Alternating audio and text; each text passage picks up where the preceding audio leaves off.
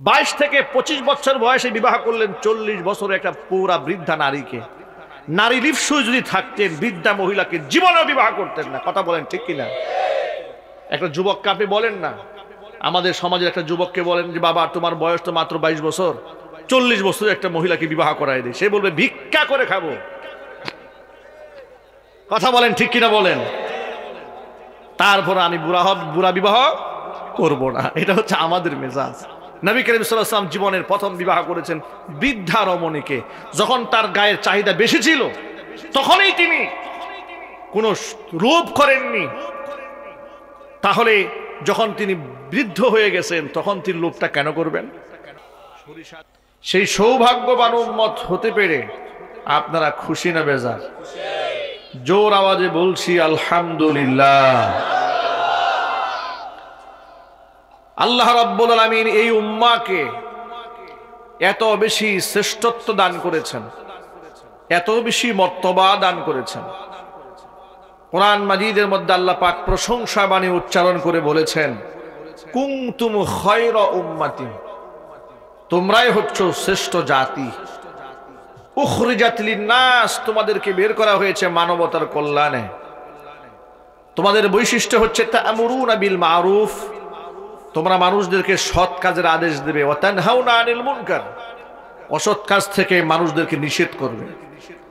ওয়া তু'মিনুনা বিল্লাহি ওয়াল ইয়াউমিল আখির, ঈমান আনবে আমি আল্লাহর উপরে, ঈমান আনবে পরকালের উপরে। শ্রেষ্ঠ উম্মতের কাজ হচ্ছে সৎ কাজের আদেশ প্রদান করা, অসৎ কাজ থেকে নিষেধ করা। এই আয়াতের মধ্যে আল্লাহ রাব্বুল আমিন বুঝালেন এটা হচ্ছে শ্রেষ্ঠ উম্মতের দায়িত্ব। তারা সৎ কাজের আদেশ দেবে, অসৎ কাজ থেকে মানুষদেরকে নিষেধ করবে।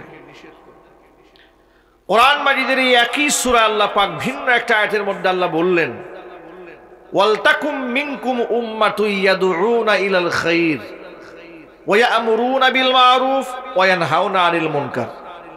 তোমাদের মধ্য থেকে একটা দল থাকতে হবে এরকম, যারা ইয়াদউনা ইলাল খায়র, মানুষদেরকে কল্যাণের প্রতি আহ্বান করবে।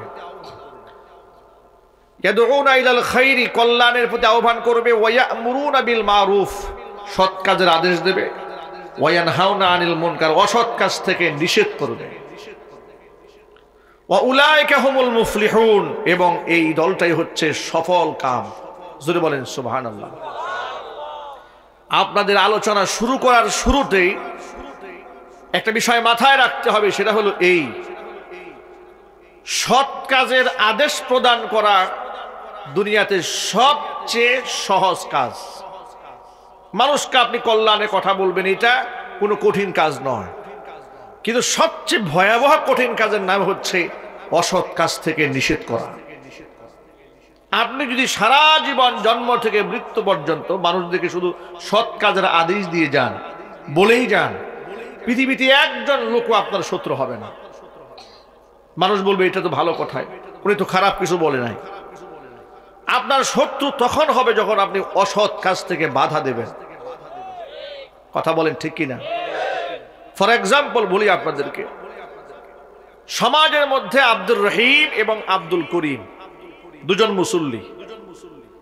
এই দুজন মুসল্লি সমাজের সবার কাছে খুব জনপ্রিয় মুসল্লি। দুজনেই সমাজের দায়ী, দুজনেই শেষ নবীর উম্মত, দুজনেই আপন আপন জায়গা থেকে খুব সম্মানিত ব্যক্তি। দুজনেই 5 ওয়াক্ত নামাজ আদায় করেন মসজিদে গিয়ে জামাতে। এখন এই যে জামাতে দুজনে যায় আসেন, একজন সবসময় মানুষদেরকে নামাজের কথা বলেন, তাওহীদের কথা বলেন, যাকাতের কথা বলেন, পর্দাপুশিতার কথা বলেন, ভালো ভালো কাজের সব কথা বলেন। আরেকজন তিনিও একই কাজ করেন, কিন্তু তিনি সামাজিকভাবে কোনো অন্যায় এবং অবক্ষয় দেখলে তার বিরুদ্ধে গর্জে ওঠেন। উদাহরণস্বরূপ বলা যায় এভাবে যে ওই গ্রামে একদিন বিয়ের মঞ্চ সাজানো হলো, বিয়ের মধ্যে বড় বড় সাউন্ড বক্সে ব্যাপকভাবে গান বাজানো হচ্ছে। একজন তার স্বভাবজাতভাবে চুপচাপ তার ঘরে বসে থাকলেন, কারণ তিনি কোনো গ্যাঞ্জাম ট্যাঞ্জামে যান না, তিনি তার পথেই চলছেন। খুব সহজ ভাষায় যদি বলেন, আমাদের বাংলাদেশে সব গোটা পৃথিবীতে তাবলিগ জামাতের ভাইরা যেটা কাজটা করেন, মানুষদেরকে নামাজের কথা বলেন, তালিমের কথা বলেন, ইকরামুল মুসলিমিন, খিদমতের কথা বলেন, সব বলবে। এটা তাদের মূলনীতি, এটা দূষণীয় কিছু না। তাদের সিলেবাস এতটুকু নেই, এটা একটা সিলেবাস, এটা হচ্ছে প্রাথমিক স্টেজ। একটা মানুষকে যদি আপনি শুরুতেই মাস্টার্সের সাবজেক্ট দিয়ে দেন, এ তো পাগল হয়ে যাবে। ওযু করা, তাওহীদের কালিমা উচ্চারণ করা, 5 ওয়াক্ত নামাজ ঠিকঠাক মতো আদায় করা, টাকনুর উপরে কাপড় পরা, মুখের মধ্যে দাড়ি রাখা, এগুলাকে ইসলামের বেসিক ব্যাপার না প্রাথমিক ব্যাপার? কথা বলে না, প্রাথমিক ব্যাপার। এ তো গভীর কিছু না। এটা তো, এই আমলগুলো তো কম্পালসারি সবার, সকলেরই থাকতে হবে। ধনী গরিব, রাজা প্রজা, আমির ফকির, সকলের জন্য এটা প্রাথমিক স্টার্ট হচ্ছে ইসলামের, যে এই বেসিক নলেজগুলো তার থাকতে হবে। সুবহানাল্লাহ। দেখুন তাবলিগ জামাতে 6 উসুল আছে না? কথা বলেন। এই 6 উসুল তো ইসলামের পূর্ণাঙ্গতা নয়। 6 উসুল হচ্ছে যে 6 উসুলের উপর আমল করে চলতে পারলে ইসলামের অন্যান্য বিষয়ে আমল করা কি হয়ে যাবে? সহজ হয়ে যাবে। এই কথাই তো তারা বলেন, ঠিক কিনা বলেন? কেউ তো বলেন না যে এতটুকুনি দিন। এই যে আজকে গোটা বিশ্বময় তাবলিগ জামাতের যে বিভাজন তৈরি হয়েছে, এই বিভাজনের বড় একটা ফ্যাক্ট হচ্ছে মাওলানা সাদ কান্দলভি, তিনি তাবলিগের এই 6 উসুলটাকে পরিপূর্ণ দিন হিসেবে আখ্যায়িত করেছেন। ইহি হেই দিন, এটাই দিন, এর বাইরে কোনো দিন নাই। তখন হক্কানি ওলামারা প্রতিবাদ জানিয়েছে যে না, এটাই দিন নয়, এটা উসুলের খেলাফ হয়েছে। বরং এটা হচ্ছে এই 6 মূলনীতির উপর আমল করলে দিনের অন্যান্য শাখা প্রশাখায় বিচরণ করা সহজ হয়ে যাবে। কথা বলেন না, ঠিক কিনা বলেন? যদি এটাই দিন হয় তো সেখানে তো যাকাতের কথা লেখা নাই, সেখানে তো হজের কথা লেখা নাই। কথা বলেন। সেখানে রোজার কথা লেখা নাই। 6 উসুলের মধ্যে কি যাকাতের কথা আছে? হজের কথা আছে? রোজার কথা আছে? 6 মূলনীতি যদি পুরো পরিপূর্ণ ইসলাম হয়ে যায় তাহলে এগুলো গেল কই? ইসলামের মৌলিকত্বই তো ছুটে যাচ্ছে, ঠিক কিনা বলেন? এটা হচ্ছে প্রাথমিক ক্লাস, বাচ্চারা এটা করতেই পারে। আওয়ামুন নাস যারা মাদ্রাসায় পড়েননি তারা প্রাথমিক ক্লাসটা করবেন। কিন্তু প্রাথমিক ক্লাস যখন সে উত্তীর্ণ হবে তখন ইসলামের সমস্ত শাখায় তাকে বিচরণ করতে হবে। কথা বলেন। সারা জীবন তো আর ক্লাস 5 পর্যন্ত থাকা যাবে না, তাকে মাধ্যমিক গণ্ডিতে পেরোতে হবে, তাকে ইউনিভার্সিটিতে যেতে হবে। ঠিক অনুরূপভাবে ইসলামের মৌলিক শিক্ষা, প্রাথমিক শিক্ষা গ্রহণ করার সাথে সাথে আপনাকে সমাজের সুদ, ঘুষ, জিনা, ব্যভিচার, দুর্নীতি, অন্যায়, অবক্ষয়ের বিরুদ্ধে আপনাকে দাঁড়াতে হবে, কথা বলতে হবে, ঠিক কিনা? ওই যে উদাহরণ দিয়ে বলেছে আব্দুর রহিম আর আব্দুল করিম। দেখুন আব্দুল করিম তিনি তাবলিগ জামাতের এই উসুল অনুযায়ী তিনি নামাজ কালাম পড়েন, তাসবিহ তাহলিল করেন, সুবহানাল্লাহ, আল্লাহ জিকির করেন, সকাল সন্ধ্যা লোকদেরকে দাওয়াতে তালিম দেন, তাশকিল করেন, গাছতে বের হন, এতটুকু শেষ। আরেকজন যিনি আব্দুর রহিম, তিনি দেখলেন যে এলাকার মধ্যে গান বাজনা হচ্ছে, তিনি তো এগুলা করেন, সাথে সাথে তার মেজাজ গরম হয়ে গেছে যে শরীয়তের খেলাফ হবে সমাজে, সেখানে অধিকাংশ মানুষ মুসলমান বসবাস করছে, আর সরাসরি আল্লাহ যেটা হারাম করেছেন সেটা প্রকাশ্যে চলতে পারবে না, এটাকে আমি বাধা গিয়ে দিব, ঠিক কিনা বলেন? তিনি সেখানে বাধা হয়ে দাঁড়ালেন। তখন বাধা যখন তিনি দিলেন, এখন এই যে বাধা দেওয়া, এটা কি ছোটখাটো ইমানের কাজ? কতটুকু ইমান স্ট্রং হলে আপনি এই অন্যায় কাজে বাধা দিতে পারেন? কথা বলতে হবে তো। এখন যে ব্যক্তি অন্যায় বাধা দেয় না সে সবার কাছে প্রিয় থাকে, কিন্তু যে ব্যক্তি অন্যায়ের বিরুদ্ধাচরণ করে, অসৎ কাজ থেকে মানুষকে বাধা প্রদান করে, তারা কিন্তু সকলের প্রিয় হয় না। তারা নাস্তিক, বেঈমানদের তারা রক্ত চক্ষে শুলে পরিণত হয়ে যায়। কোরআন মাজিদের মধ্যে আল্লাহ রাব্বুল আলামিন সৎ কাজের আদেশ এবং অসৎ কাজের নিষেধের ব্যাপারে যে বক্তব্য দিয়েছেন তার গুরুত্ব অপরিসীম। আল্লাহর নবী সাল্লাল্লাহু আলাইহি ওয়াসাল্লাম উম্মাহকে ঈমানের মানদণ্ডে দাঁড় করিয়ে দিয়েছেন অন্যায়ের প্রতিবাদ করার উপরে। আল্লাহর হাবিব রাহমাতুল লিল আলামিন বলেন, মান রাআ মিনকুম মুনকারান, তোমাদের কেউ যদি চোখের সামনে কোনো অন্যায় দেখে, ফালিয়ুগাইয়িরহু বিয়াদিহি, যদি তার শক্তি থাকে সে যেন হাত দিয়ে এটাকে বন্ধ করে দেয়, প্রতিবাদ করে। অন্যায়টা যেন হাত দিয়া ক্ষমতা দিয়া সে বন্ধ করে দেয়। ফাইল্লাম ইয়াস্তাতি ফাবিলিসানিহি, হাত দিয়ে যদি করতে না পারে অন্তত পক্ষে মুখ দিয়ে যেন এই অন্যায়ের প্রতিবাদ জানায়। মুখ দিয়েও যদি করতে না পারে ফাবি কলবিহি, অন্তর দিয়া যেন এই অন্যায় বন্ধ করার পরিকল্পনা আছে।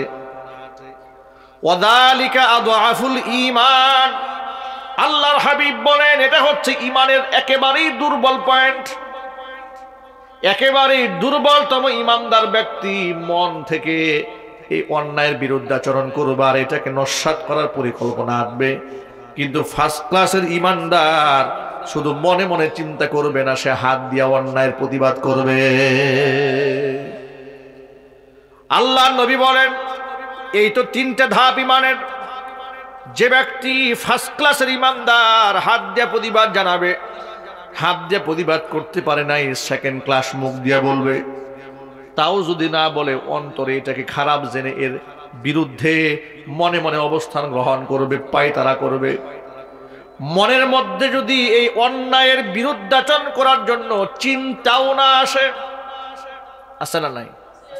সমাজে কি হচ্ছে, কে আকাম করলো, কে দুর্নীতি করেছে, কে চুরি করেছে, কে ডাকাতি করেছে, কে বদমাশি করেছে, কে কোরআনের বিরুদ্ধে কথা বলেছে, কে রাসূলের বিরুদ্ধে কথা বলেছে, কে আলেমের বিরুদ্ধে কথা বলেছে, কিচ্ছু চিন্তা ভাবনা নাই। এরকম লোক নাই সমাজে? একটু জোরে বলেন। সে আবার নিজেকে খুব বড় ঈমানদার মনে করে, অথচ আল্লাহর হাবিব রাহমাতুল লিল আলামিন বলেন এই কোয়ালিটির মানুষ যারা হয়, ওয়ালাইসা ওয়ারা যালিকা হাব্বাতু খারদালিন মিনাল ঈমান, ওই ব্যক্তির অন্তরে ঈমানের সরিষা দানাও বাকি থাকে না। অনৈসলামিক কর্মকাণ্ড দেখার পরে অন্তর যদি একটু ব্যথাও না লাগে, সরিষা দানাও অন্তরে আর বাকি, ঈমানের আর বাকি নাই। আমার যুবক ভাইরা, মা বোনেরা, সৎ কাজের আদেশ আর অসৎ কাজ থেকে নিষেধ করা এটা উম্মতে মুহাম্মদের অন্যতম বৈশিষ্ট্য। এই সৎ কাজের আদেশ আর অসৎ কাজ থেকে নিষেধ না করার কারণে বনি ইসরায়েলের বৃহৎ এক জনগোষ্ঠীকে আল্লাহ রাব্বুল আলামিন ধ্বংস করে দিয়েছিলেন বলে কোরআন মাজিদের মধ্যে আল্লাহ বর্ণনা করেন। আল্লাহ পাকের ভাষায় শোনাচ্ছি আপনাদেরকে, সূরা মাঈদার মধ্যে আল্লাহ বলছেন লুইনাল্লাযীনা কাফারু মিন বানি ইসরাঈলা আলা লিসানি দাউদ ওয়া ঈসা ইবনে মারইয়াম যালিকা বিমা আসাউ ওয়া কানু ইয়াতাদুন। আমার ভাইরা, দাউদ আলাইহিস সালাতু ওয়াস সালাম তিনিও একজন বনি ইসরাইলের নবী, ঈসা আলাইহিস সালাতু ওয়াস সালাম তিনিও একজন বনি ইসরাইলের নবী। এই উভয়ের জবানে বনি ইসরাইলের বিরাট এক জনগোষ্ঠীর উপর লানত পেশ করা হয়েছে। তারা উম্মতের উপর লানত করেছেন, কারণ কি শোনেন, যালিকা বিমা আসাউ ওয়া কানু ইয়াতাদুন, তারা ছিল অবাধ্য এবং সীমালঙ্ঘনকারী। তাদের অবাধ্যতা এবং সীমালঙ্ঘনের ফিহরিস্তি আল্লাহ বর্ণনা করতে গিয়া প্রথম যে দোষের বর্ণনা দিয়েছেন এটা একটু খুব ভালো করে শুনুন। কোন অপরাধে আল্লাহ পাক এদেরকে নবীর জবানে লানত দিয়েছিলেন, সেই অপরাধটা হচ্ছে আল্লাহ নিজে বর্ণনা করে বলছেন, কানু লা ইয়াতানাহাউনা আন মুনকারিন ফাআলুহু লাবিসা মা কানু ইয়াফআলুন।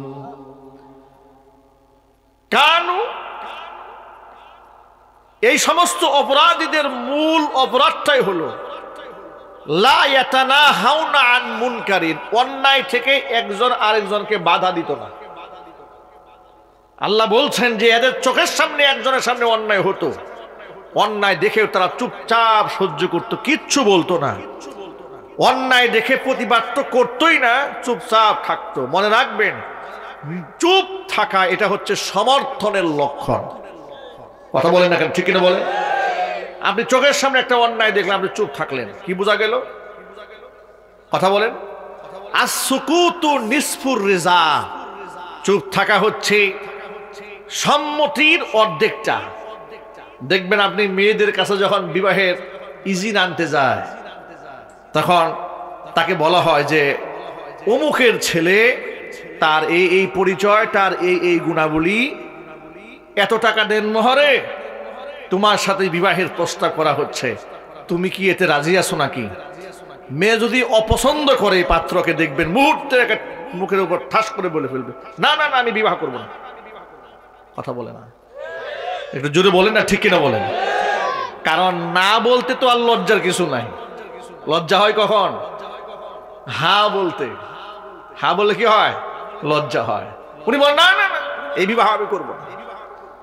পক্ষান্তরে যদি তিনি সম্মতি জ্ঞাপন করেন, চুপ থাকেন, কারণ হ্যাঁ আমি বিবাহ করব, মুখ ফুটে মেয়েরা এমন কথা বলা বড় কঠিন।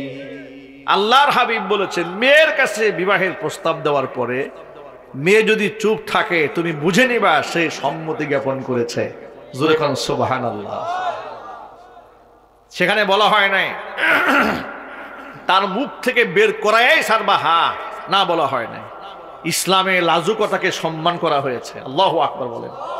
লজ্জাশীলতাকে কি করা হয়েছে? সম্মান করা হয়েছে। আল হায়াউ শুবাতুম মিনাল ঈমান। শুধু সম্মানই করা হয় নাই, লজ্জাকে ঈমানের শাখা বানিয়ে দেওয়া হয়েছে। আল্লাহু আকবার বলেন। ঈমানের অঙ্গ বানিয়ে দেওয়া হয়েছে। মনে করে আমার একটা দেহ, দুটা হাত আছে, দুটা চোখ আছে, দুটো পা আছে। আমার যদি কোনো দেহের একটা অঙ্গ না থাকে, যদি হাত না থাকে কিংবা চোখ না থাকে, আমি কি পূর্ণাঙ্গ না অপূর্ণাঙ্গ? অপূর্ণাঙ্গ। যদি কোনো ব্যক্তির মধ্যে অনেক গুণ আছে, শুধু লজ্জাটা নাই, লা ঈমানা, তার তো ঈমানই নাই যার লজ্জা নাই। আল হায়াউ শুবাতুম মিনাল ঈমান। লজ্জা হচ্ছে ঈমানের গুরুত্বপূর্ণ একটা অঙ্গ। জোরে কোন সুবহানাল্লাহ। মেয়েদের কাছ থেকে যদি পারমিশন চাওয়া হয়, বিবাহের প্রস্তাব দেওয়ার পরে সে যদি চুপ থাকে, তাহলে আপনি বুঝে নেবেন সে প্রস্তাবে রাজি আছে। কারণ হা বলতে লজ্জা হয়, কিন্তু না বলতে কোনো লজ্জা হয় না। ফাতিমাতুজ জাহরা রাদিয়াল্লাহু তাআলা আনহার বিয়ের ব্যাপারে আল্লাহর হাবিব যখন হযরত আলী রাদিয়াল্লাহু তাআলা আনহুর প্রস্তাবনা তার সামনে উপস্থাপন করেছিলেন, তখন ফাতিমাতুজ জাহরা রাদিয়াল্লাহু তাআলা আনহা চুপচাপ ছিলেন। আল্লাহু আকবার। মনে রাখবেন, ইসলামে নারীদেরকে অনেক বেশি অধিকার দেওয়া হয়েছে। আমি প্রসঙ্গক্রমে ছোট্ট করে একটা কথা বলি, নারীর পারমিশন ছাড়া নারীকে বিবাহ দেওয়া জায়েজ নাই। মেয়ের পারমিশন ছাড়া আপনি বাবা হয়ে জোর করে আপনার মেয়েকে বিবাহ দিতে আপনি পারবেন না। একটা হাদিস আপনাদেরকে শোনাই। নবী করিম সাল্লাল্লাহু আলাইহি সাল্লামের কাছে হযরত আবু সাঈদ খুদরি রাদিয়াল্লাহু তাআলা আনহু থেকে বর্ণিত হাদিস, তিনি বলছেন, রাসূলের কাছে এক ব্যক্তি তার উপযুক্ত কন্যা সন্তানকে নিয়ে হাজির হয়েছে। এসে বলছি, ইয়া রাসূলুল্লাহ, আমার মেয়েটা কোনোভাবে বিবাহ করতে চাচ্ছে না। আমি তাকে বিবাহ দিতে যাচ্ছি, সে বিবাহ করবে না, কোনোভাবেই সে রাজি হচ্ছে না। আল্লাহর নবী বললেন, আতি এই আবাক, এই মেয়ে তুমি বাবার কথা শোনো। মেয়েটি যখন বলল, ইয়া রাসূলুল্লাহ, ততক্ষণ পর্যন্ত আমি বিবাহে সম্মতি জ্ঞাপন করব না যতক্ষণ না পর্যন্ত আপনি আমাকে আগে বয়ান করে না দিবেন স্ত্রীর উপর স্বামীর কতটুকু হক আছে। আমি কি খামোখা বিয়ে করব নাকি? আগে আমি জানবো আমার স্বামীর হক আছে কি। আমি আগে হকটা শুনি, এরপর আমি বিবাহের সিদ্ধান্ত নেব। আল্লাহর নবী কোনো জবাব দিলেন না। কথা বলার পরে মেয়েটায় প্রস্তাব দেওয়ার পরে হুজুর কিছু বলেন না। হাদিসের মধ্যে এসছে যে এই ব্যক্তি, এই মেয়েটা ফাআকাররাত কওলাহা, সে আবার তার কৌলকে, তার বক্তব্যটাকে দোহরাইছে। আবার রাসূলের কাছে একই কথা বলেছে, হে আল্লাহর রাসূল, আমি কিন্তু ততক্ষণ বিবাহের ব্যাপারে কোনো কথা বলবো না যতক্ষণ না পর্যন্ত আপনি আমার কাছে বয়ান না করবেন একটা স্ত্রীর উপর স্বামীর কতটুকু হক আছে। দ্বিতীয়বার বলার পরে নবী করিম সাল্লাল্লাহু আলাইহি সাল্লাম এবার বলছেন, শোনো, একটা স্বামীর গায়ে যদি ফুসকা পড়ে কিংবা ঘা হয়, যদি ঘাটা পচে যায়, পচে সেই ক্ষত জায়গা থেকে রক্ত, পুজ কিংবা পানি বের হয়, সেই পানি যদি তার স্ত্রী তার নিজের জিহ্বা দিয়ে চেটে পরিষ্কার করে, এরপরেও স্ত্রী তার স্বামীর হক আদায় করে শেষ করতে পারবে না। আল্লাহু আকবার বলবেন না? আপনি একটু আন্দাজ করেন ইসলামে স্বামীর মর্যাদা কোথায় উঠে দেওয়া হয়েছে। আজকে সেই জায়গায় মেয়েরা স্বামীর সাথে উচ্চ আওয়াজে কথা বলে, ডিমান্ড করে, বাজে কথা বলে, স্বামীর সাথে খারাপ আচরণ করে, স্বামীর সম্মান নিয়ে সিনিমিনি খেলে। আছে না নাই? চিৎকার দিয়ে বলুন, আছে না নাই? কথায় কথায় স্বামীকে মানুষের সামনে অপমানিত করে, লাঞ্ছিত করে, নিজের পার্সোনাল ম্যাটার গুলো পাবলিকলি শেয়ার করে। আফসোস, মাইকের আওয়াজ বাহিরে যাচ্ছে। আমি আমার মা বোনদের জ্ঞাতার্থে বলছি, মায়েরা বোনেরা কথাটুকু ভালো করে শুনে নেন। আল্লাহর নবী রাহমাতুল লিল আলামিন বলেছেন, লাউ কুনতু আমিরান আহাদান আন ইয়াসজুদা লিগাইরিল্লাহ, এই দুনিয়াতে যদি আল্লাহকে ছাড়া মানুষ হয়ে মানুষকে সিজদা করার হুকুম কাউকে আমি দিতাম, লা আমারতুল মারআতা আন তাসজুদা লিজাওজিহা, স্ত্রীদেরকে বলতাম তারা যেন স্বামীর পায়ে সিজদা দেয়। ওয়া ইন্নাল মারআতা লা তুআদ্দি হাক্কা রাব্বিহা হাত্তা তুআদ্দি হাক্কা যাওজিহা, আর একটা স্ত্রী যতক্ষণ না স্বামীর হক আদায় করতে না পারবে ততক্ষণ পর্যন্ত সে তার রবের হক আদায় করতে পারবে না।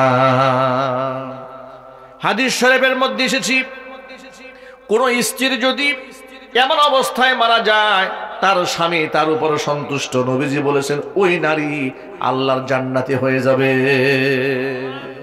স্বামী সন্তুষ্ট স্ত্রীর উপরে, সেই নারী যদি অবস্থায় মারা যায় আল্লাহ পাক সেই নারীকে জান্নাত দান করবেন। জোরে কোন সুবহানাল্লাহ। একদিন নবী করিম সাল্লাল্লাহু আলাইহি ওয়াসাল্লাম রাস্তা দিয়ে ঈদের দিন হেঁটে যাচ্ছে, হঠাৎ করে একদল মহিলাদেরকে দেখলেন তারা দাঁড়িয়ে আছে। হুজুর ডেকে বলেন, ইয়া মা'শারান নিসা তাসাদ্দাকনা, হে মহিলারা তোমরা বেশি বেশি আল্লাহর পথে দান করো। ফাইন্নী উরিতুকুন্না আকসারা আহলিন নার, আমাকে দেখানো হয়েছে তোমাদেরকে অধিকাংশ তোমরা জাহান্নামে চলে যাচ্ছ। নবী করিম সাল্লাল্লাহু আলাইহি ওয়াসাল্লামের মুখ থেকে এই কথা শুনে উপস্থিত মহিলারা খুব হতবাক হয়ে গেলেন, অবাক বিস্ময়ে জানতে চাইলেন কোন অপরাধে আমাদের নারীরা অধিকাংশ হারে জাহান্নামে যাবে। আল্লাহ নবী বললেন, দুইটা মেজর অপরাধে অধিকাংশ নারী জাহান্নামের আগুনে পড়বে। এক নাম্বার কারণ হচ্ছে লিতাকফুরুনাল আশীর, স্বামীর নাফরমানি করা। দুই নাম্বার হচ্ছে ওয়াতাকসুরনাল লানা, অধিক হারে মানুষদেরকে লানত দেওয়া, কথায় কথায় অভিসম্পাত করা। এটা নারীদের অভ্যাস, আছে না নাই? এত জেদ, এত আবেগ, এত গুসা, নিজের সন্তানদেরকে অভিশাপ দেওয়া শুরু করে। দুইবার তিনবার ডিস্টার্ব করে, চাই তুই মরতে পারিস না, আল্লাহ তোরে চোখে দেখে না, এই ধরনের কথাবার্তা বলে। এমনকি সন্তানদের উপর তো লানত দেয়, স্বামীকে যে কতবার লানত দিয়ে মারে আর জিন্দা করে তার কোনো হিসাব নাই। কথা বলে না, ঠিক কিনা বলেন? এমনকি সর্বশেষ খুব কন্ট্রোল করতে না পেরে নিজের উপর লানত দিয়ে বলে, আল্লাহ আমার উঠাই নিয়ে আসে। এই অভ্যাস আছে না নাই? এই অপরাধে অধিকাংশ নারী জাহান্নামে যাবে। আরেকটা হচ্ছে স্বামীর নাফরমানি করা। কেমন তা নাফরমানি? 10 বছর 12 বছর সংসার করেছে, একটুখানি কথা কাটাকাটি হয়েছে, আর এটা তো হতেই পারে, স্বাভাবিক মানুষ হিসেবে তো সব সিদ্ধান্ত তো এক হবে না, একটু মনোমালিন্যতা হতেই পারে। একে মুখের উপর ভরে ফেলবে, 10-12 বছরে তোমার সংসারের সুখী জিনিস চোখে দেখি নাই। কথা বলে না? বাগের হাটের মেয়েরা মনে হয় এরকম বলে না? শুধু কি তাই, আরো কি বলে জানেন? একমাত্র আমি দেখেই তোমার সংসারটা করছি। কথা বলেন ঠিক কিনা? মানে আমি ছাড়া আর কেউ সংসারটা করতো না। এই কথা বউর মুখ থেকে শুনে নাই এমন স্বামী যদি কেউ থাকে, তাকে জাদু করে রাখা উচিত। কথা বলেন ঠিক কিনা? মানে কমন ডায়লগ, একে একেবারেই কমন, যে একমাত্র আমি দেখে তোমার সংসারটা করেছি, অন্য কেউ হলে জীবনে ওই সংসার করত না। মা বোনদেরকে বলছি, মায়েরা বোনেরা, এমন কথা নাফরমানি, এই অপরাধে অধিক হারে নারীরা জাহান্নামের আগুনে পড়বে। আল্লাহ পাক যেন আমার মা বোনদেরকে সতর্ক থাকার তৌফিক দান করেন। জোরে কোন আমিন। ছোট্ট একটা কৌশল শিখিয়ে দেই। স্বামী স্ত্রীর মিল মোহাব্বত এটা আল্লাহ পাকের বড় রহমত, আল্লাহ পাকের বড় নিয়ামত। যে ঘরে স্বামী স্ত্রীর মোহাব্বত নাই ওই ঘরে দুনিয়াতে ওই রুম আর রুম না, এটা হচ্ছে একটা জাহান্নামের টুকরা।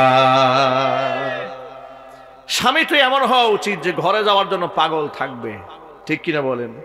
আর যদি এমন হয় যে না আজকে রাতে একটু গভীর রাত করে যাব, বাড়িতে গেলে একটু ক্যান ক্যান ঘ্যান ঘ্যান ভ্যান ভ্যান ভাল লাগে না, উল্টা আছে না নাই? যদি বলুন আছে না নাই? আপনি এমন আচরণ কেন করেন যে আপনার স্বামী আপনার থেকে ছিটকে দূরে থাকতে চায়? আল্লাহ রসুলের কাছে প্রশ্ন করা হয়েছিল, হে আল্লাহর হাবিব, উত্তম রমণীকে? নবী করিম সাল্লাল্লাহু আলাইহি ওয়াসাল্লাম বলেন, ওই নারী হচ্ছে উত্তম রমণী যার চেহারার দিকে স্বামী তাকালে সে এক নজরে তাকে সন্তুষ্ট করে দেয়। স্বামী রুমে ঢুকেছে, এত সুন্দর মুস্কি হাসি দিয়েছে, একেবারে স্বামীর দিল খুশ হয়ে গেছে।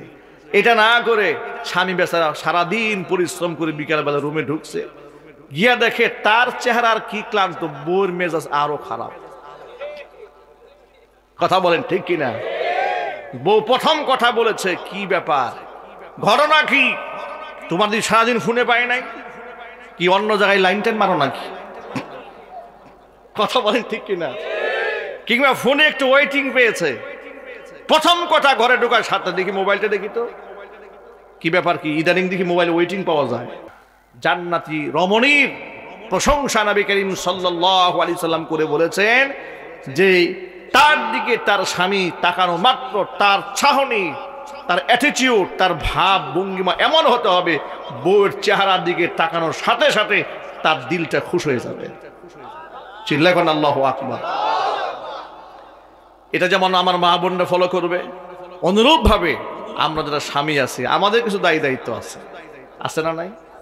অনেক জালেম আছে, বউয়ের কাজকে কাজ মনে করে না, বউয়ের শ্রমকে শ্রম মনে করে না, এক ধমক দিয়া অস্থির বানাই ফেলছে। সারাদিন কি ঘোড়ার ঘাস কাটো, মেজাজ খারাপ করে ফেলেছে।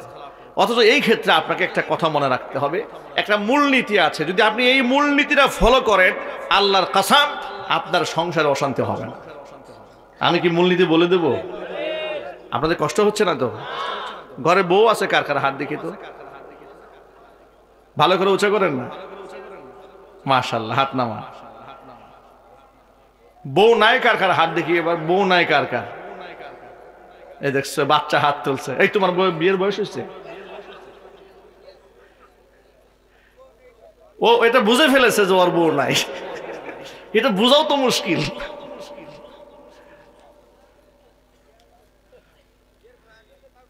নবী করিম সাল্লাল্লাহু আলাইহি ওয়াসাল্লাম বলেছেন, দেখেন এমন একটা হাদিস আছে, এই হাদিসের উপর আমল করলে আপনার সারা জীবনের একটা মূলনীতি পেয়ে যাবেন, আপনার সংসারের ঝগড়া বন্ধ হয়ে যাবে ইনশাআল্লাহ। বলেন আল্লাহর নবী রাহমাতুল লিল আলামিন বলেছেন, ইন্নাল মারআতা খুলিকাত মিন দিলাইন, নারীদেরকে বক্রহার দিয়ে তৈরি করা হয়েছে, সুতরাং তার মেজাজের মধ্যে বক্রতা থাকবে, ব্যবহারের মধ্যে বক্রতা থাকবে। তুমি এটা একেবারে টেনে সোজা করতে যেও না, ও একটু উল্টা পাল্টা চলবে। এটা সিস্টেম, আল্লাহ ওকে বানিয়েছেই তোমার একটু সাইজ করার লেগে, ঠিক কিনা বলে? একেবারেই সোজা, একেবারে জিলাপির মতো সোজা। সুতরাং ইদা কামতাহা, তুমি যদি একটু সোজা করতে যাও, কাসার তাহা, তুমি এটাকে ভেঙে ফেলবা। দেখেন নারীদের পক্ষে এমন ওকালতি বিশ্বের কেউ করে নাই যা মুহাম্মদ রাসূলুল্লাহ সাল্লাল্লাহু আলাইহি ওয়াসাল্লাম করেছেন। আল্লাহু আকবার বলেন। নারীদের পক্ষ হয়ে এর থেকে বড় ওকালতি আর কি হতে পারে? আল্লাহ রাসূল বলছেন, হঠাৎ হঠাৎ যে তোমার বউর মেজাজ খারাপ হয়ে যায়, তোমার সাথে অনেক সময় উলট পালট ব্যবহার করে, ওই ব্যবহার দেখে তুমি মনক্ষুণ্ণ হয়ে যেও না, এটাকে বেশি টাইট দিয়ে সোজা করতে যেও না। ইদা কামতা কাসার তাহা, তাহলে কিন্তু ভেঙে ফেলবা, মানে তোমার তালাক হয়ে যাবে, ডিভোর্স হয়ে যাবে, এই সংসার তুমি করতে পারবে না। ওয়া ইদা ইসতামতা'তা বিহা, আর যদি একে নিয়ে সুখের সংসার তোমার করতে মনে চায়, ইসতামতা'তা বিহা ওয়া ফিহা ইওয়াজুন, নারীর মধ্যে বক্র স্বভাব আছে, এটা মাথায় রেখে তোমাকে ম্যানেজ করেই চলতে হবে, তোমার ঘরটা বেহেশতের টুকরা হয়ে যাবে। জোরে কোন আল্লাহু আকবার। সেই ক্ষেত্রে একটা মূলনীতি বলে দেয় আপনাদের, কি মানুষ হিসেবে সকলের রাগ গুসা হয়ে যেতে পারে, যদি কোনো আপনার আচরণে আপনার স্ত্রী নাখোশ হয়, নারাজ হয়ে যায়, আপনি চুপ হয়ে যান, সাইলেন্ট হয়ে যান, কোনো কথা বলবেন না, চুপ থাকেন। আবার আমি এ কথা মা বন্ধুকে বলছি, আপনার স্বামী রাগ হয়েছে, মুখে মুখে তর্ক না করে আপনি সাইলেন্ট হয়ে যান। আপনি যদি বুঝতে সক্ষম হন যে তিনি অন্যায় কথা বলছেন, তারপরেও আপনি চুপ থাকেন, আপনি সবর করেন, এই সবরের উত্তম বিনিময় আপনি পাবেন। দেখবেন সে যখন ঠান্ডা মস্তিষ্কে বসবে, যখন নিজে নিজে অনুতপ্ত হয়ে আপনাকে বলবে, আই এম এক্সট্রিমলি সরি, আমার ভুল হয়ে গেছে, তোমার সাথে আচরণটা করা আমার ঠিক হয় নাই, সুবহানাল্লাহ বলবেন না? আর যদি ঘটনা এমন হয় যা আপনি একটু মেজাজ দেখাইছেন 20 সেন্টিমিটারে, আপনার বউ মেজাজ দেখাইছে 50 সেন্টিমিটারে, এই স্বামী যখন একাকিত্বে থাকবে তখন মনে মনে ভাববে, ওকে লাঠি দিয়ে না পিটাইয়া জুতা দিয়ে পিটান দরকার ছিল। কথা বলেন ঠিক কিনা বলেন? মানে অনুতপ্ত তো হবেই না, আর মনে মনে ক্ষোভের সঞ্চার হবে যে আমার বউ আমার সাথে এই আচরণটা করতে পারলো। এই ক্ষেত্রে মূলনীতি হচ্ছে আপনাকে ম্যানেজ করে চলতে হবে, এটার নাম ইসলাম। চিল্লায় এখন আল্লাহু আকবার। আপনি বলবেন ইসলাম কোত্থেকে আসছে, আপনাদেরকে একটু শোনায়। আচ্ছা আপনারা বলেন তো, এই পৃথিবীতে আল্লাহর নবীর চেয়ে সহনশীল, ধৈর্যশীল, উত্তম আখলাকের মানুষ আর হতে পারে? চিৎকার দিয়া বলে হতে পারে? সেই নবীজি সাল্লাল্লাহু আলাইহি ওয়াসাল্লামের চোখের সামনে তার স্ত্রী উম্মুল মুমিনিন মা আয়েশা সিদ্দিকা রাদিয়াল্লাহু তাআলা আনহা কাচের প্লেট আছাড় দিয়ে ভেঙে ফেলেছেন। নবী করিম সাল্লাল্লাহু আলাইহি ওয়াসাল্লাম কোনো আওয়াজ করেন নাই। সুবহানাল্লাহ বলেন। যায়েনব রাদিয়াল্লাহু তাআলা আনহা, তার ঘর থেকে, আপনাদেরকে একটা মূলনীতি বলে দিই, মনে রাখবেন এই কথাটা। আল্লাহর নবী সাল্লাল্লাহু আলাইহি ওয়াসাল্লাম যে একাধিক বিবাহ করেছেন, এর যথেষ্ট কারণ আছে না নাই? কি যৌন চাহিদা মিটানোর জন্য? নাউজুবিল্লাহ পড়েন। নারী লিপ্সু ছিলেন? নাউজুবিল্লাহ বলেন। নাস্তিক বেঈমানরা বলে মুহাম্মদ সাল্লাল্লাহু আলাইহি ওয়াসাল্লাম 13টা বিবাহ করেছে, তার নারীর প্রতি দুর্বলতা ছিল। লা হাওলা ওয়ালা কুওয়াতা ইল্লা বিল্লাহ। গোটা জীবনে একটা মাত্র কুমারী মেয়ে বিবাহ করেছেন, মা আয়েশা রাদিয়াল্লাহু তাআলা আনহাকে। সারা জিন্দেগি ভর সব বিধবাদেরকে বিবাহ করেছেন, মারা গেছেন, অসহায়দেরকে আশ্রয় দিয়েছেন। কথা বলেন না ঠিক কিনা? যদি নারীদের প্রতি লিপ্সু থাকতেন তিনি, তাহলে তো পৃথিবীর শ্রেষ্ঠ তরুণী, তন্নী, যুবতী, সুন্দরী, রূপবতী, গুণবতীরা তার দাসী হয়ে জীবন মরণ কাটায় দেওয়ার জন্য প্রস্তুত ছিল। ঠিক কিনা বলেন? নবী করিম সাল্লাল্লাহু আলাইহি ওয়াসাল্লাম মা খাদিজাতুল কুবরা রাদিয়াল্লাহু তাআলা আনহাকে যখন বিবাহ করেন, রাসূল তখন টকবকে জওয়ান, বয়স 22 থেকে 25 বছর। 22 থেকে 25 বছর বয়সে বিবাহ করলেন 40 বছরের একটা পুরা বৃদ্ধা নারীকে। নারী লিপ্সু যদি থাকতেন, বৃদ্ধা মহিলাকে জীবনেও বিবাহ করতেন না। কথা বলেন ঠিক কিনা? একটা যুবককে আপনি বলেন না, আমাদের সমাজের একটা যুবককে বলেন যে বাবা তোমার বয়স তো মাত্র 22 বছর, 40 বছরের একটা মহিলাকে বিবাহ করাই দিই, সে বলবে ভিক্ষা করে খাবো। কথা বলেন ঠিক কিনা বলেন? তারপর আমি বুড়া বিবাহ করব না, এটা হচ্ছে আমাদের মেজাজ। নবী করিম সাল্লাল্লাহু আলাইহি ওয়াসাল্লাম জীবনের প্রথম বিবাহ করেছেন বৃদ্ধা রমণীকে। যখন তার গায়ের চাহিদা বেশি ছিল, তখনই তিনি কোনো রূপ করেননি। তাহলে যখন তিনি বৃদ্ধ হয়ে গেছেন, তখন তিনি লোভটা কেন করবেন? এখানে ঐতিহাসিকগণ, মুআররিখিনগণ, যারা ইতিহাস লিখেছেন, যারা কোরআন সুন্নাহ তাফসীর করেছেন, ব্যাখ্যা বিশ্লেষণ করেছেন, নবী করিম সাল্লাল্লাহু আলাইহি ওয়াসাল্লামের একাধিক বিবাহ নিয়ে যারা গবেষণা করেছেন, অনেক সুন্দর সুন্দর কারণ বর্ণিত হয়েছে। যেমন একটি বিবাহ আল্লাহর নবী সাল্লাল্লাহু আলাইহি ওয়াসাল্লাম আল্লাহর ইশারা ছাড়া করেন নাই। কথা বলেন ঠিক কিনা? আর এই বিবাহের প্রয়োজন ঠিক হয়েছে তখন শরীয়তের প্রচার এবং প্রসারে যখন ভূমিকা রাখার প্রয়োজন হয়েছে। যেমন নারীদের এমন কিছু মাসআলা মাসাইল আছে যেগুলো পুরুষ হয়ে তাদের সামনে বর্ণনা করা যায় না, মেয়েলি মাসালাগুলো আছে না, এই মাসালাগুলো কে বর্ণনা করবে? এই জন্য নবী করিম সাল্লাল্লাহু আলাইহি ওয়াসাল্লামের একান্ত একজন সহধর্মিণী প্রয়োজন, যিনি তীক্ষ্ণ মেধাবী হবেন, ধী শক্তি সম্পন্ন হবেন, প্রখর মেধার অধিকারী হবেন, যোগ্যতা সম্পন্ন হবেন, যিনি এই সমস্ত মাসালাগুলো মহিলাদের কান পর্যন্ত পৌঁছে দিতে পারেন। সুবহানাল্লাহ। এই জন্য আয়েশা রাদিয়াল্লাহু তাআলা আনহার মতো নারীকে আল্লাহ পাক কবুল করেছিলেন। এই পৃথিবীতে 3 জন ব্যক্তি সবচেয়ে বেশি হাদিস বর্ণনা করেছেন। এর মধ্যে 1 নাম্বার হচ্ছে হযরতে আবু হুরায়রা রাদিয়াল্লাহু তাআলা আনহু। তার বর্ণিত হাদিসের সংখ্যা 5374টা হাদিস একা বর্ণনা করেছেন। দ্বিতীয় নাম্বার হচ্ছে আনাস ইবনে মালিক রাদিয়াল্লাহু তাআলা আনহু, 2000 সামথিং হাদিস তিনি বর্ণনা করেছেন। তিন নাম্বার উম্মুল মুমিনিন মা আয়েশা সিদ্দিকা রাদিয়াল্লাহু তাআলা আনহা, তিনি 2000 উপরে হাদিস বর্ণনা করেছেন। আল্লাহু আকবার।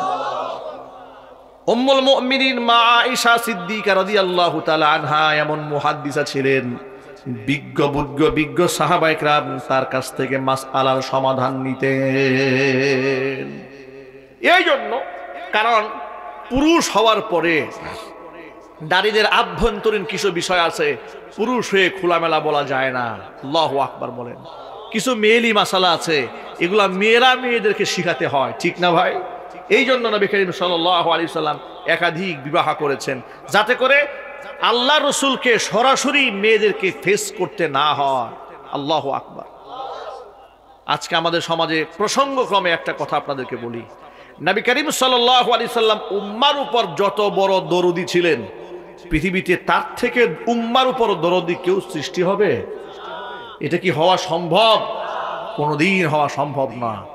কোরআনে কারীমের মধ্যে আল্লাহ পাক যার ব্যাপারে বলেছেন, ইন্না আরসালনাকা শাহিদাও ওয়া মুবাশশিরাও ওয়া নাযীরা ওয়া দাঈয়ান ইলাল্লাহি বিইযনিহি ওয়া সিরাজাম মুনীরা, যে আমি আপনাকে সাক্ষী রূপে পাঠিয়েছি, সুসংবাদদাতা রূপে পাঠিয়েছি, আপনাকে আমি সতর্ককারী হিসেবে পাঠিয়েছি, আমি আল্লাহর পথে আপনাকে আমি আহ্বানকারী দায়ী হিসেবে প্রেরণ করেছি। চিল্লায় কোন আল্লাহু আকবার। এমন দরদি পৃথিবীতে আর হবে না। সেই দরদি নবী জীবনে কোনো পরনারীকে স্পর্শ করেননি। জোরে জোরে কোন আল্লাহু আকবার।